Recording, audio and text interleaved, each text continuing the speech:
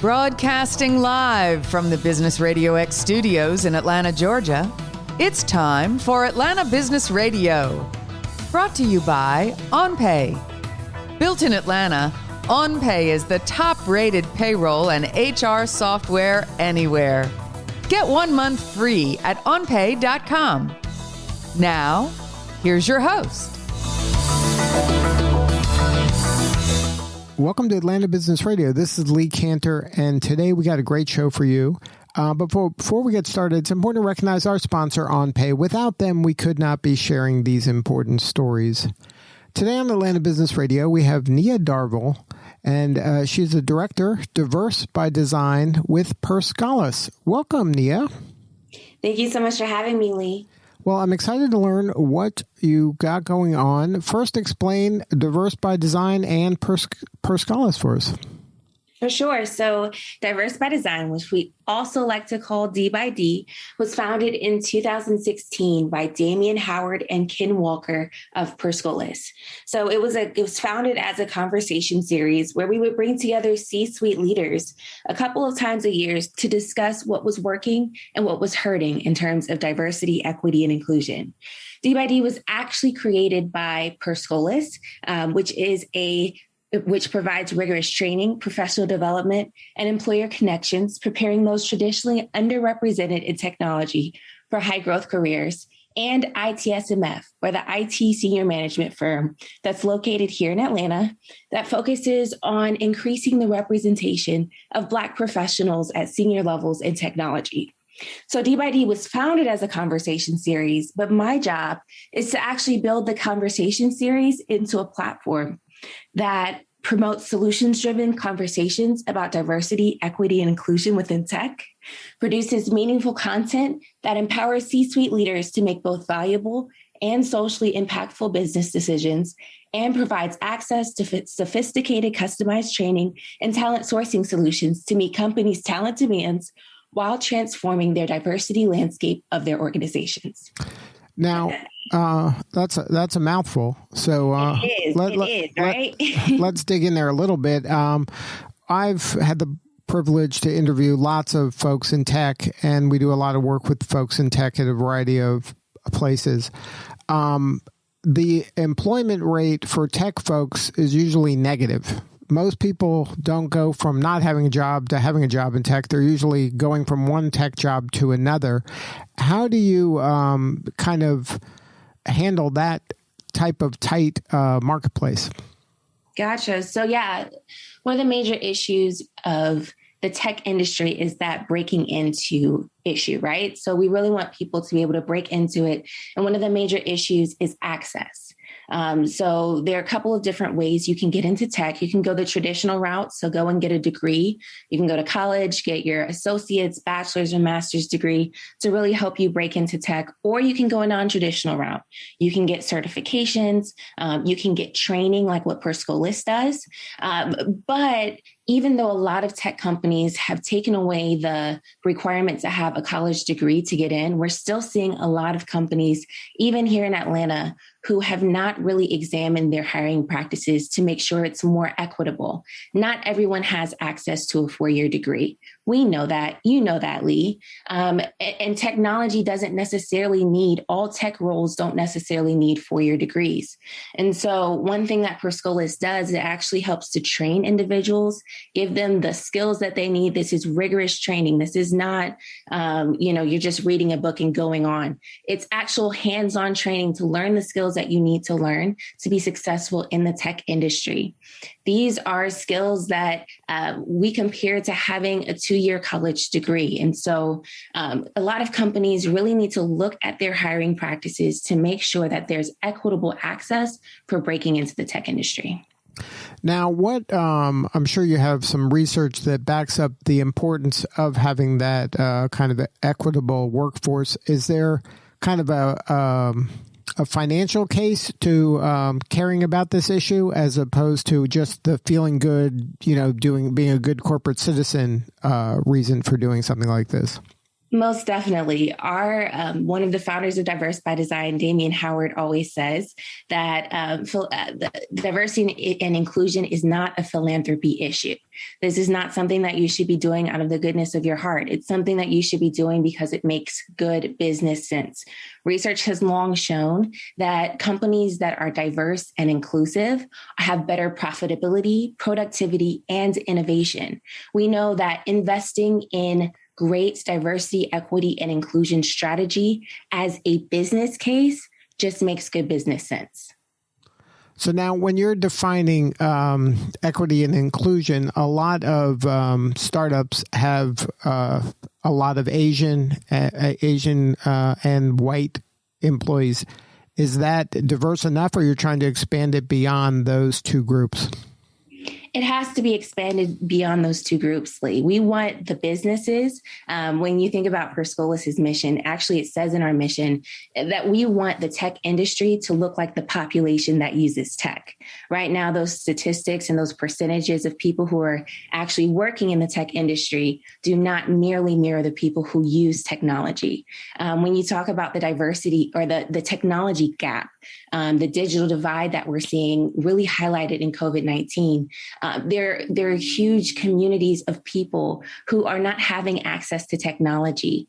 And if we had people represented in the tech industry, we would have been able to catch this problem a lot quicker. There are just certain things that the tech industry needs to be ahead on. We've seen issues in artificial intelligence because the representation of people creating the technology didn't look like the groups of people who were actually using that technology. So there were gaps. There were things that could have been solved if people who looked like the people who were actually using the technology were in the creation room. They would have been solved on the front end as opposed to the back end.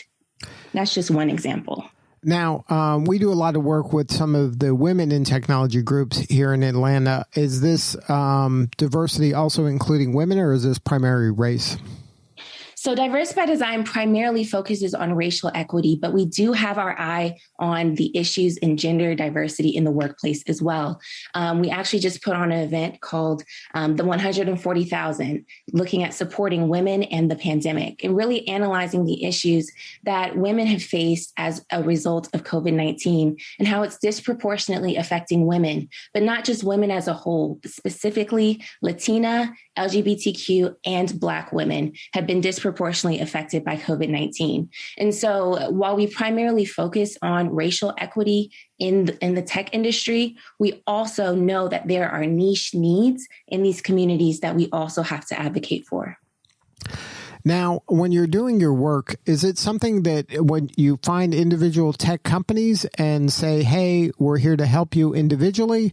Are you doing work kind of general for just the tech industry as a whole? How does kind of an engagement work with you guys? For sure. So it's a combination of both. We have several options and several solutions at Per Scholas. One of the main things that we do with Diverse by Design is convene events. Right now, that looks like virtual webinars where we have people come together and talk about an issue. Now, we're not just talking. We want to make sure we're having solution-driven conversations. So organizations can tune into these webinars about, for example, we had one called Young, Black, and Techie, talking about the issues and the problems young Black individuals are having breaking into the tech industry and the solutions diversity, equity, and inclusion executives are using to make room for them. And so we bring those business leaders, C-suite leaders, decision makers into the room to have this conversation and provide them with real actionable strategies that are working at companies today to help them with their diversity, equity, and inclusion strategy. We also have opportunities to talk with organizations one-on-one to talk about how we can create customized solutions for them to really move forward their diversity, equity, and inclusion goals in their organization. One of them being customized training at Per Scholas. And so one thing that we can do is actually help organizations create customized curriculum to with our diverse pipeline to actually solidify a pipeline of diverse individuals into their organizations with the exact skills that they're looking for.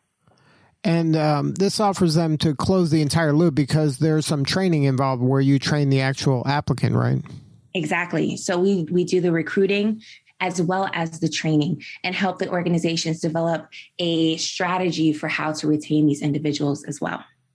So now, you're kind of growing your own applicants and training them in the manner that the companies need them to be trained. So you're working kind of hand in hand with the curriculum to give that company the exact right applicant? Exactly. So training is not new to Per Scholas. We have been around for over 25 years, and we have proven our training strategies in randomized control trials time and time and time again. So training is not new to us. Now, what is new to the company is we are able to customize a curriculum for their company. If there's a specific technology or software that they want individuals to be proficient on, we can collaborate with them and our highly skilled curriculum team to create a curriculum, a training for the individuals that we already engage with on a regular basis. We are constantly recruiting for courses that we have going on in 15 locations nationwide. And this is no different. We get to pull from that pool of applicants that we've already cultivated in order to provide a really strong pipeline for these organizations. Now, is this training all virtual training? Currently in this day and age, right now it is because of COVID-19. We were able to pivot.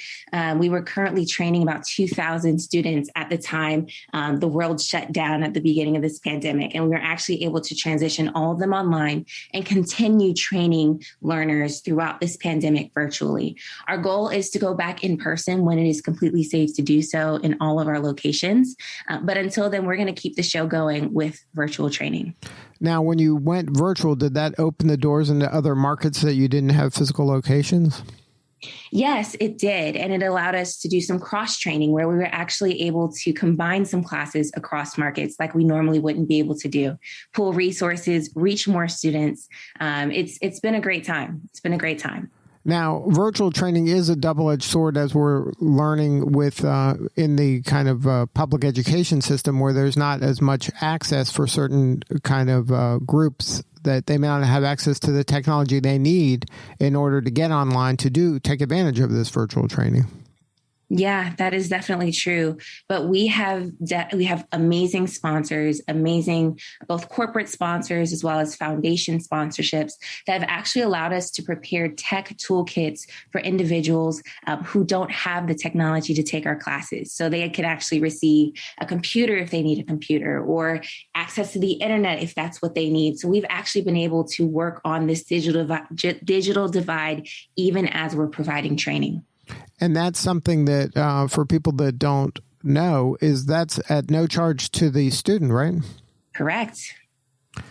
It is at no cost to them. But what we do tell them is that it takes their time. These learners are putting their all into this course. This is rigorous training, especially in a virtual environment. It takes a lot out of you. We ask for a lot of commitment and drive and time, honestly. So our learners are paying for this with their time, their energy, their skill, but they're coming out of this with some amazing certifications, some amazing skills and it can really be real assets to companies in need of their services. That's right. This is, like you said earlier, this training is not you can kind of speed read through it, check some boxes, and then you move on. This is pretty rigorous. And it is very rigorous, 9 to 5, 5 days a week. Most of these courses are 15 weeks or longer. They're very, very rigorous, and learners are very prepared by the time that they come out, as evidenced by passing CompTIA tests, certifications, et cetera. So this is not just our tests that we're giving them. These are nationally accredited, certified testing agencies. Right. And so that's what's important for people to understand. This is, like you said earlier, this is not a feel good, they get a pretend certificate. If they get through this and they pass these tests, they're ready to go to work and really do some good work for a company. There's not a lot of risk at this point if you've passed the certification.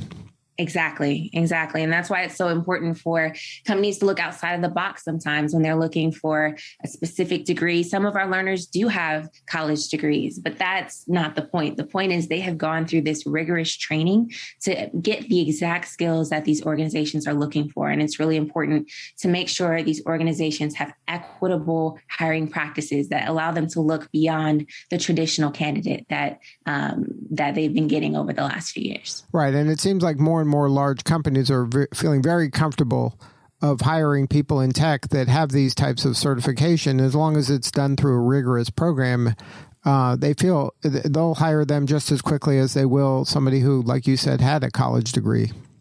Exactly. And that's so important. It's so important for people to have access. And it's important for these companies to create equitable access to these opportunities. Right. And then this is a tool for them to, if they say, yes, I'm interested in doing this, I want to raise my hand and do this. This is a kind of a turnkey solution that helps them get the right folks that are trained that's going to solve their problem. Exactly. Not only the right people, but also some education around some issues that they may not have known about otherwise. Mm-hmm. Now, tell us about this upcoming event you have on April 22nd. Yes. So in talking about that equitable access, we know that there's something called the Homophily Principle, which is basically people create relationships with people who look like them, whether that's age, gender, race. So that creates almost, you hear the term old boys club in the tech industry because people are creating relationships with people who already look like them. We know that over 50% of jobs, about 50 to 80% of jobs are filled through networking, and almost 70% of all jobs are not published on a publicly available job site. And that's an issue when it comes to the tech industry. So if you are only networking with people who look like you and not publishing these jobs, the industry is never going to look like people who don't look like you. And so it's really important to look at what does relationship building as a tool for diversity, equity, and inclusion look like? How can we leverage relationship building to diversify the tech industry? So that's what we're going to be talking about on April 22nd at 12 noon. It is a virtual webinar. It's completely free. We'll be talking to super connector Joey Womack, who is an Atlanta native doing amazing work here. He is the founder of Goody Nation, which a lot of you may have heard of. And so we'll be talking to him about what it looks like to use relationship building as a DEI tool. And then that event is for learners as well as enterprise level HR folks? This event is for everyone. So we have at our Diverse by Design events, we have decision makers, C-suite individuals, diversity, equity, and inclusion advocates, and anyone who's just interested in how they can make a difference in the diversity, equity, and inclusion space. And if somebody wanted to learn more about the event, where's the website? They should go to diversebydesign.org/Atlanta. And then if somebody wants to be a learner and sign up for some of the training, how do they learn more about that? They can go to perscholas.org. And if you are a business who is interested in hiring our learners, you can learn more about that as well at diversebydesign.org. We have a cool little Calendly link where you can go in and schedule a consultation with one of our team members, and they can help walk you through exactly how to create a course with us. So the two links are diversebydesign.org. Would you Yes, say? .org. And that'll get you to Atlanta, the event, as well as learning about how to customize a course. And then perscholas.org will tell you all about how to apply for our programs. And that's more for the learners? Yes. And that's PERSCHOLAS.org if you're a learner and want to get trained. And there is an incentive to getting trained. Not only is, like I said earlier, the unemployment rate for these folks is like next to negative probably, but you're going to make more money in most cases pretty quickly if you go through the certification, right? Exactly. Per Scholas' mission is to create social change through economic mobility. So individuals are coming in, oftentimes making 400 times what they were making at the beginning of the course. So it's a great opportunity to definitely harness economic mobility, as well as learn a great skill to break into the tech industry. Right. And this isn't something that you just make that money one time. This is now you're on this kind of trajectory to be making this money and more, from this point forward. Exactly. We want people to have high-paying, well-paying careers. That's our goal. It's not just a job. We want people to have careers in this industry. Right. So it is a sacrifice, like you said. This is not easy. This is hard work. But if you put in the time, the win you're going to get at the end of the day can really change the trajectory for yourself, your family, and even your community. Most definitely. Most definitely. Well, Nia, thank you so much for sharing your story today. You're doing important work, and we appreciate you. Thank you for having me. All right, this is Lee Cantor. We'll see you all next time on Atlanta Business Radio. Today's episode of Atlanta Business Radio is brought to you by OnPay, Atlanta's new standard in payroll. To learn more and get your first month free, go to onpay.com.